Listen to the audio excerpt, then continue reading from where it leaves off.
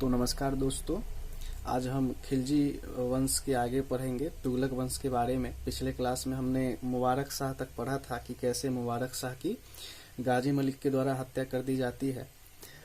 आज हम उसी के आगे पढ़ेंगे। तो सबसे पहले हम देखते हैं तुगलक वंश में गयासुद्दीन तुगलक के बारे में।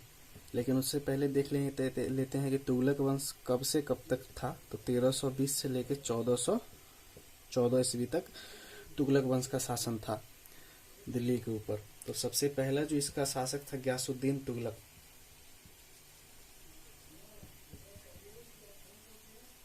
गयासुद्दीन तुगलक जिसने 1320 से लेकर 1325 तक हिंदुस्तान पे मतलब दिल्ली पे शासन किया था। इसका ही एक और नाम था गाजी मलिक।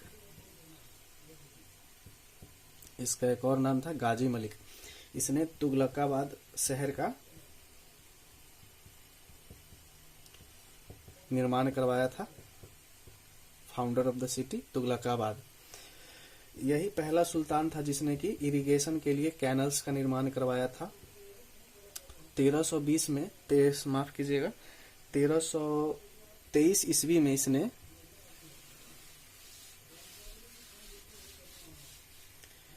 1323 ईस्वी में इसने अपने बेटे जौना खान को तेलंगाना मिशन पे भेजा था।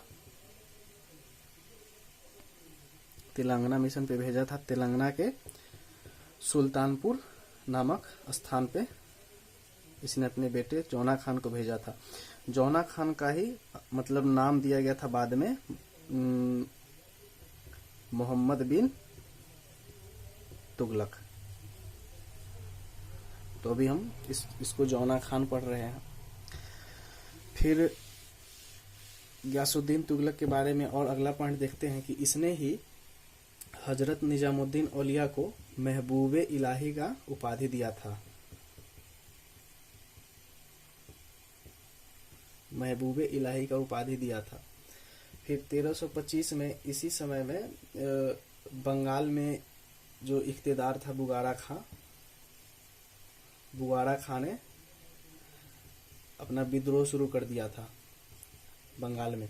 तो इसी विद्रोह को शांत करने के लिए जब गयासुद्दीन तुगलक बंगाल गया था, तो जब वो बुगारा खां के विद्रोह को शांत करके जब वापस लौट रहा था, तो इसी के स्वागत के लिए वुडन पैलेस का निर्माण करवाया था, जो कि लकड़ी का महल। इसके बेटा ने इसके स्वागत के लिए महल का निर्माण करवाया था। तो जब वो आता है लौट के गयासुद्दीन तुगलक, तो हाथियों को बिदका दिया जाता है और वही हाथी वुडन पैलेस में तोड़फोड़ मचा देते हैं और आग भी लग जाता है, जिसके वजह से वही वुडन पैलेस में ही गयासुद्दीन तुगलक की मृत्यु हो जाती है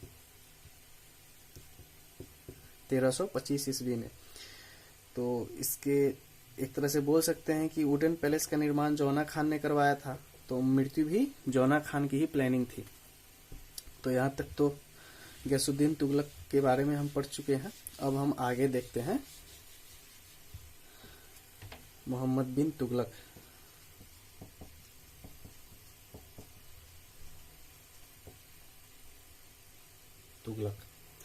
तो मोहम्मद बिन तुगलक ने 1325 से लेके 1351 ईस्वी तक दिल्ली पे शासन किया। इसी का जो एक एक्चुअल नेम था वो था जौना खां। इसे ही हिंदुस्तान का पागल शासक कहा जाता है। पागल या इंसेन शासक। इंसेन मतलब ही पागल होता है। यह हाईली एजुकेटेड था। इसने अरब और पर्शियन भाषा में स्कॉलर हासिल कर रखा था। अरब और पर्शियन लैंग्वेज में स्कॉलर था यह।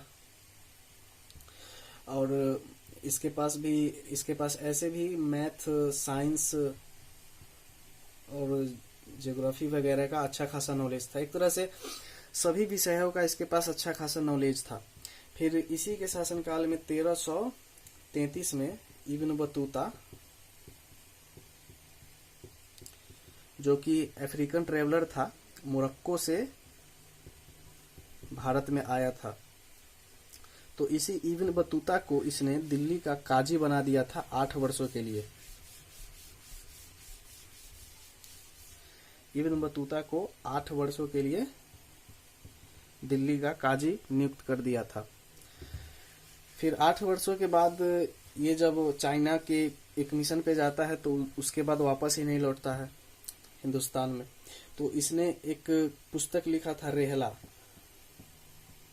पुस्तक लिखा था, जिसमें इसने अपना विचार रखा था कि दिल्ली जो है सबसे बढ़िया जगह है। फिर कश्मीर, बलूचिस्तान और राजपूताना पे कभी भी दिल्ली शासकों द्वारा पूरी तरह से कब्जा नहीं कर पाया गया था, या दिल्ली सल्तनत के शासकों ने कभी कश्मीर, बलूचिस्तान और राजपूतानाओं को गुलाम नहीं बनाया था। और इसने अफ्रीका मतलब मोरक्को और इंडिया के बीच में हुए व्यापार संबंधों का भी उल्लेख किया था उस समय। तो ये था इब्न बतूता के बारे में। फिर मोहम्मद बिन तुगलक ने ही सती प्रथा को बंद करने की सबसे पहली पहल की थी।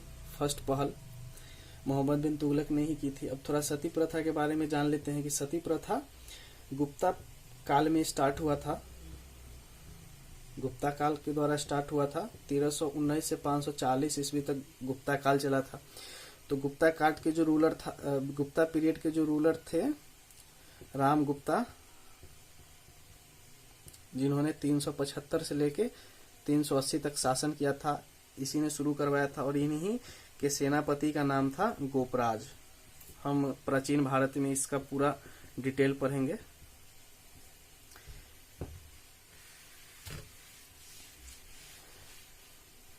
सती प्रथा का जो सबसे पहला बार उल्लेख मिला है हमें, वो ईरान इंस्क्रिप्शन में मिला था।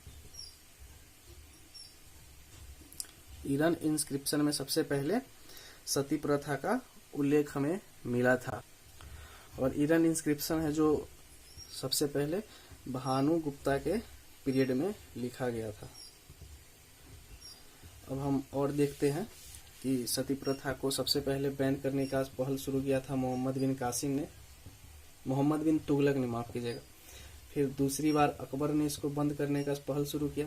तीसरी बार औरंगजेब ने। लेकिन फाइनली जो इंडिया के पहले गवर्नर जनरल, जिनका नाम था लॉर्ड विलियम बेंटिंक,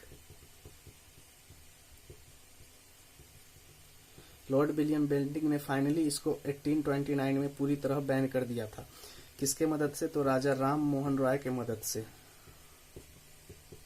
राजा राम मोहन राय की मदद से लॉर्ड विलियम बेंटिंक, जो कि भारत का पहला गवर्नर जनरल था, इसी ने 1829 में सती प्रथा को पूरी तरह से बंद कर दिया था।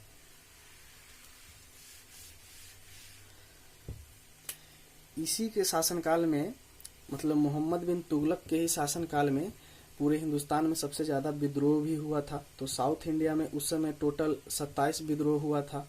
नॉर्थ इंडिया में 7 विद्रोह हुआ था। तो टोटल 34 विद्रोह हुआ था मोहम्मद बिन तुगलक के समय में। इसी के फिर शासनकाल में मंगोल्स का 5वां अटैक भी हुआ था, 5th अटैक ऑफ मंगोल्स। फिर इसने एक और पागलपंती भरा कदम लिया था कि दिल्ली से कैपिटल को हटा के देवगिरी कर दिया था 2 वर्षों के लिए। यहाँ तक बात समझ में आ गया आप लोगों को। लेकिन बाद में फिर इसने वापस 2 वर्षों के बाद दिल्ली ही कैपिटल कर दिया था। फिर इसी समय में साउथ में हरिहर और बुक्का ने मिलके हम्पी, माफ कीजिएगा, विजयनगर साम्राज्य का गठन कर दिया था।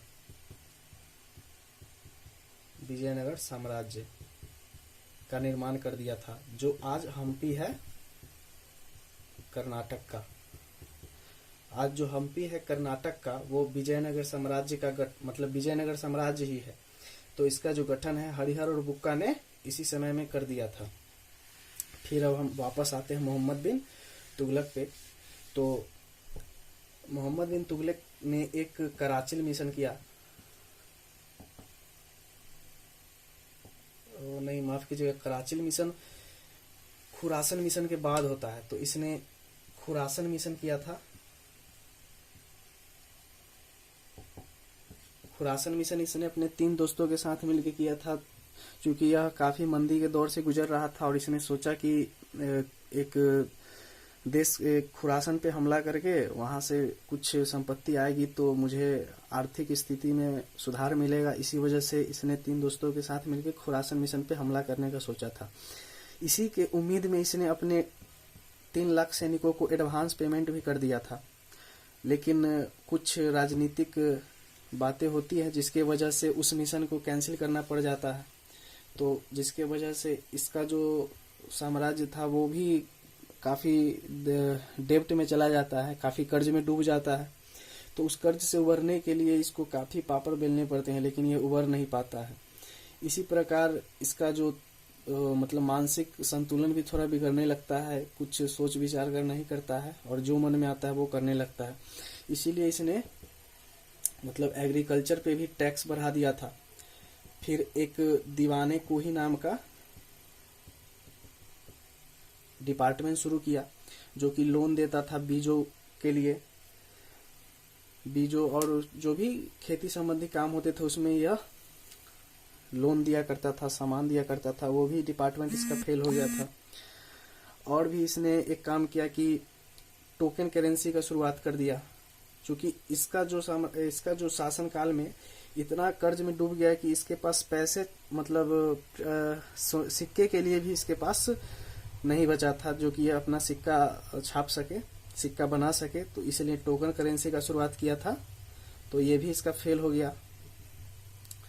फिर इसके बाद ने टाका को बैन कर दिया था, फिर उसको जीतल में कन्वर्ट किया, फिर ब्रॉन्ज में, फिर लेदर कॉइन्स में। ये बात समझ में आ गई। लेदर कॉइन्स पे कई बार क्वेश्चन को पूछा जाता है, इसलिए इसको ध्यान में रखिएगा। फिर अब हम बात करते हैं कि जब इसकी मृत्यु होती है, इसकी मृत्यु से पहले हजरत निजामुद्दीन औलिया की मृत्यु होती है, तो उसका जो मकबरा है इसी ने बनवाया है। हजरत निजामुद्दीन औलिया का जो मकबरा है मोहम्मद बिन तुगलक ने ही बनवाया है। फिर इसके बाद इसने एक कराचिल मिशन करता है।